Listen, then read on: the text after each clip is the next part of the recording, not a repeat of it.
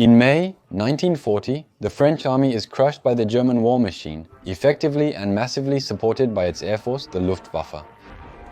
The study of the multiple battles during this campaign allows to identify a constant.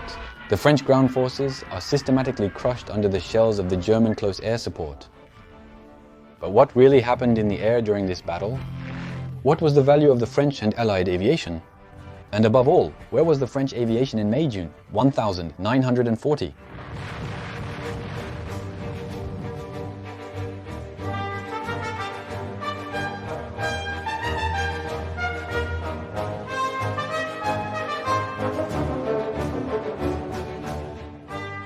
Surprisingly, the French General Staff was quite supportive of war aviation in the late 1920s and early 1930s.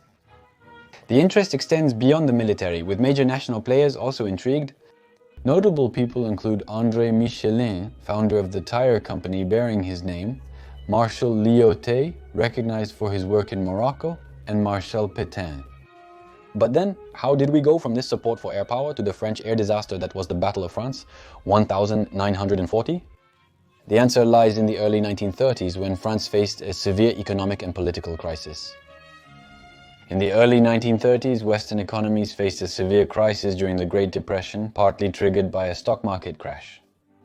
Consequently, countries experience increased political instability, while states with fewer resources must cut their spending. In France, successive governments rely on fragile coalitions, struggling to provide direction for the country. This situation is logically found in the military field, as military budgets are shrinking. In this challenging political landscape, General Maxime Weygand is named head of the French army in 1931.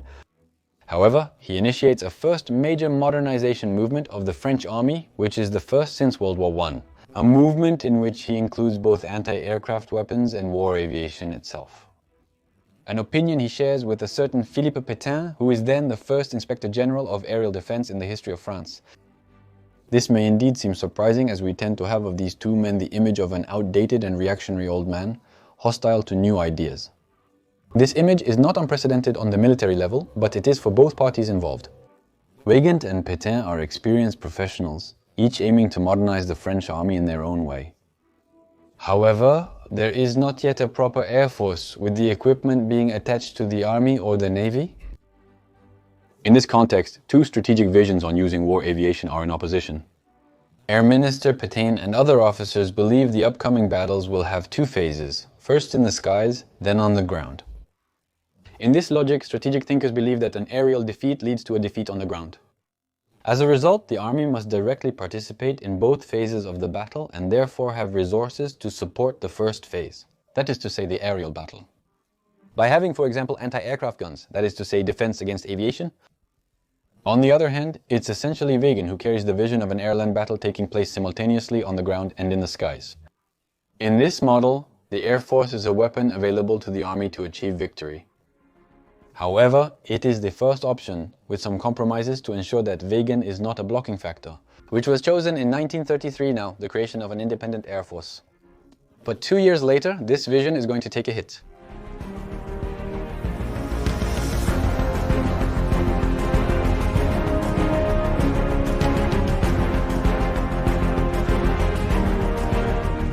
The arrival of General Maurice Gamelin at the head of the French army represents a major turning point for the French Air Force. He suggests a strategic vision that differs from the 1933 decision. He no longer sees aviation as a full-fledged component of the army, but assigns it an auxiliary role, without revisiting the existing organization. We thus find ourselves with an air force that is deemed non-essential while being administratively independent of the army, which will isolate it politically and financially. Mechanically, this will undermine the modernization and development of the Air Force, which began in 1933 and 1934. Concretely, Gamelin does not join any of the previously mentioned theories, and broadly believes that aviation should be content to weigh on the enemy's rear, as well as defending the French sky. This structures the French Air Force by focusing the forces on the allocation of fighters first, then bombers and reconnaissance aircraft. The former must thus ensure air dominance as well as accompany the latter in their bombing mission. However, this vision of a secondary role for the Air Force is not unfounded. But then, where does it come from? Well, it's more related to a delicate context rather than Gamelin's reasoning, as we saw in a previous documentary. Gamelin is perfectly capable of identifying opportunities, but he is also flexible in his positions. This last point is crucial, as it reveals the doctrine's origin with decisive consequences. He sees his role as informing, not convincing political decision-makers. In fact, the government is in favor of a particularly defensive doctrine, which Gamelin aligns with. Aviation must be integrated within this doctrine, and that's where it will begin. At the time, aviation was considered an offensive weapon, and indeed, the officers who supported its development were generally in favor of a rather offensive doctrine. This French vision of the Air Force makes it difficult to integrate into a very defensive doctrine, and explains its relegation to the role of both auxiliary and poor relatives of the armies, since its budgets are particularly limited. These budgetary concerns which impact each army have an often overlooked consequence. It simply brings down the French arms industry, which thus loses its production capacity. It is thus estimated that at the time the first rearmament budgets are voted on, the French arms industry has a production capacity equivalent to only a third of the German industry. These decisions have consequences when the war breaks out in September 1939.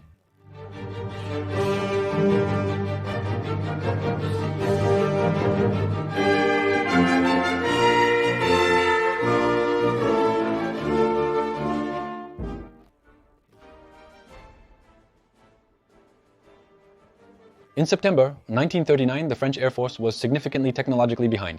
France then tries to speed up the modernization of an air fleet that has been left aside for several years. But this awakening is late when the Germans launched their offensive a few months later, in May 1940. The aviators, the staff, and the entire structure of the Air Force have quite logically had very little time to experiment, train, and properly test the equipment that came out of the factories in the previous months. The consequences of this are multiple. The potential and limitations of the new equipment are little explored and late identified. The defects of the early models of the Morane-Saulnier 406 and the MB-152, which comprised the majority of the Air Force, were only discovered after the war began, especially when the pilots realized that the machines are significantly slower than the German devices. Fighters sometimes struggle to catch up with the Luftwaffe's bombers. The new fighter models, like the 500 Ewoy 500, 520, are barely entering service. But the delay in renewing the fleet prevents the quick and efficient implementation of adjustments that would allow the aircraft to properly carry out their mission. So the pilots have to make do. Furthermore, the delayed and rushed modernization hinders the Air Force's ability to fully grasp the logistical challenges posed by the new aircraft. The hasty exit from the factories of these latter is done at the cost of insufficient quality control, producing entire hangars of aircraft declared combat ready. Even though they are in practice unusable due to missing crucial equipment, from the war's start and in the following months, the Air Force faces a genuine organizational catastrophe. After witnessing everything, what was the true balance of aerial power on May 10, 1940? Did the Germans really do better on their side? Yes, the answer to the second question is clearly yes. German devices outnumber others due to Germany's larger industry. Moreover, their combat experience has enabled the necessary adjustments to be made. As for the balance of power as such, we have several ways of counting on that side. But I assure you, overall modern estimates roughly agree. Historians Frieser and Garraud estimate that the French had nearly 880 aircraft, including 637 fighters and 242 bombers of varying quality, but operational and directly deployed on the Western Front, along with just under 500 reconnaissance aircraft. In contrast, according to the same historians, the Luftwaffe had between 2,589 and 2,900 aircraft, including at least 1,200 fighters, 1,100 bombers and more than 300 close air support planes, operational and deployed on the Western Front, to which are also added nearly 500 reconnaissance aircraft. The numerical difference between the French Air Force and the German Luftwaffe is therefore simply enormous. The Germans deployed double the fighters and over quadruple the bombers, as well as a significant number of aircraft dedicated to air support that the French simply do not have. But they are not alone. How valuable was Allied air support? As for the Belgian and Dutch air forces, almost all of their aircraft are destroyed on the ground at the start of the offensive and are therefore not able to participate significantly in the combat. On the other hand, the deployment on the continent of the Royal Air Force, the Air Force, and as for him, particularly cautious. Only 224 bombers and 160 fighters are deployed, a total of 384 other old aircraft that could be used, corresponding to a small third of the available British air fleet. Some aircraft taking off from English Channel air bases joined the operation later. So the Allies are quickly left behind in the air. The first days of the battle saw the ground destruction of a good part of the 200 aircraft making up the Belgian and Dutch fleets, as well as 230 French aircraft, further unbalancing an already unfavorable balance of power. However, the French Air Force was present in the battle, and the aviators suffered heavy losses. Despite particularly unfavorable conditions, in fact, various specialists on the subject roughly estimate the number of French victories, of which we are sure, one to be between 600 and 700. From September 1939 to June 1940, of which 500 to 600 were lost during the Battle of France. However, the enemy's superiority and France's commitment during this time resulted in heavy losses. In the battles, 40% of officers and 20% of non-commissioned officers and men were killed, wounded, or reported missing. Conversely, during May and June, the Germans lose about one-third of their total aircraft. But while the Air Force participated to the best of its ability, how can one explain the impression? Not of an unbalanced fight, but indeed of the absence of any aerial coverage, as testified by both the men on the ground and the officers.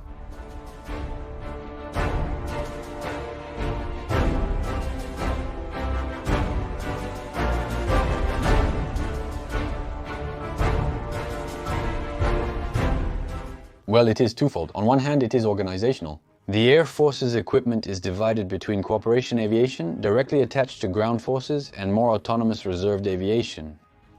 This dual organization disperses and prevents concentration of French aerial potential. The equipment is distributed along the Northwest Front, as well as in other areas like the Southeast and North Africa. In anticipation of Italy's entry into the war, the French Air Force, already objectively in heavy numerical inferiority on the Northwest Front, is consequently systematically dominated, despite the bravery of its pilots, mechanically ceding air superiority to a Luftwaffe that is concentrating its forces where the German army is attacking. But that's not all, because in the rear it's also chaos. France has numerous non-operational planes, including those purchased from the United States, which the aviators and personnel are not accustomed to. New models coming out of the factories in a rush, there are many accidents. For example, from the war's outbreak in September 1939 until the armistice in June 1940, no less than 230 modern devices are simply lost in accidents. Pilots lack proper training, and many machines are released from factories partially complete, sometimes without armament, sighting tools essential for combat, or radio making the devices unusable.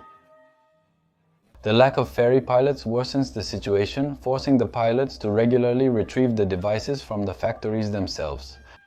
In short, the disorganization of the Air Force is profound and linked to the fact that it is changing scale and discovering the requirements of its equipment during the war. In fact, for every 500 to 600 victories, French aviation suffers 400 to 500 combat losses.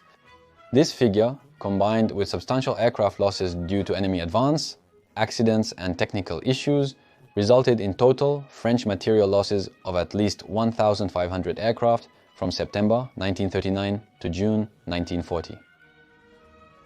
These figures reflect the genuine dedication of French aviators who operate in particularly challenging conditions.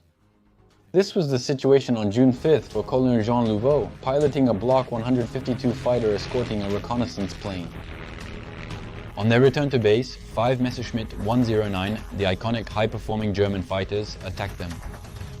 The fight is unbalanced and the French aircraft end up being dominated despite their efforts. But it's only after being hit 12 times and seriously injured that Colonel Jean Louveau continued the fight at ground level, in an attempt to try to force a mistake. The German, whose machine was indeed much faster, takes one last hit that condemns his machine and causes his oxygen bottle to explode.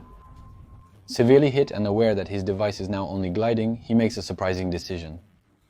Rather than attempting an emergency landing, he throws his plane in a fit of rage against the German Messerschmitt, declaring afterwards to Carey, "In him, I quote all the rage of the invaded France." Yet this sacrificial gesture, which causes the German plane to crash, does not condemn him.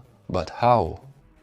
After the shock, he repositions his machine and belly lands it at 155.3 miles in a meadow.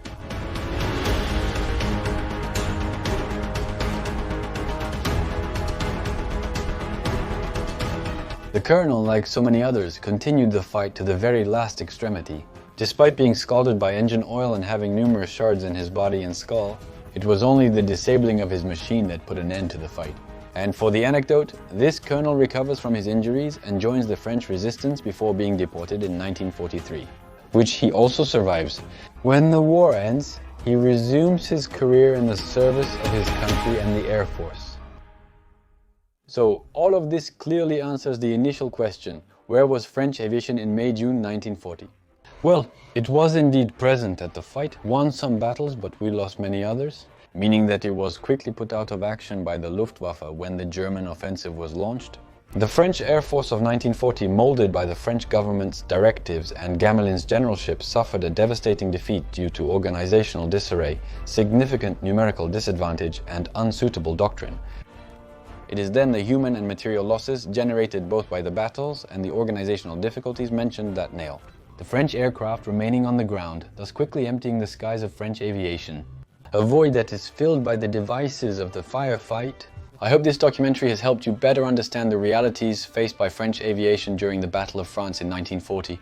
It's a rich subject that required a lot of additional reading from me, and for which I received valuable help from the historian Alexis Seydoux, whom I sincerely thank, who, in addition to a careful rereading, shared with me fascinating elements and articles of his own on the period as well as on this particular subject. I hope that my mission, which was to share with you a clear answer to this question while offering an overview of the subject, is accomplished. And indeed, if you think my work deserves it, give a thumbs up to this video and share your opinions in the comments, both regarding the documentary and the subject itself. I would also be very happy to see you again for other documentaries of this kind, so subscribe. We also briefly discussed the case of the generalist Gamelin, who played a major role in the course of events. But did you know that behind the image of the big loser he got after the Battle of France actually hides a brilliant officer who has won several resounding successes? If you're unsure, this documentary is perfect for you.